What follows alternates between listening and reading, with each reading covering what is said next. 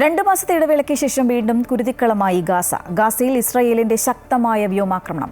342 പേർ കൊല്ലപ്പെട്ടു, 500ഓളം പേർക്ക് പരിക്കേറ്റു. വെടിനിർത്തൽ കരാറിന്റെ കാലാവധി അവസാനിച്ചതിന്റെ പിന്നാലെയാണ് ആക്രമണം.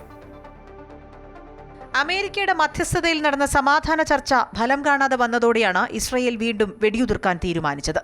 മരിച്ചവരിൽ കൂടുതലും കുട്ടികളും സ്ത്രീകളുമാണെന്ന് പലസ്തീൻ അറിയിച്ചു. ഗാസയിലെ ഹമാസ് കേന്ദ്രങ്ങളെ ലക്ഷ്യമിട്ടാണ് ആക്രമണം നടത്തിയതെന്ന് ഇസ്രായേൽ അവകാശപ്പെട്ടു.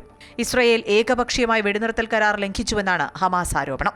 ജനുവരി 19 വെടിനിർത്തൽ കരാർ നിലവിൽ വന്നതിന് ശേഷമുള്ള ഏറ്റവും വലിയ ആക്രമണമാണ് ഇസ്രായേൽ നടത്തിയത്.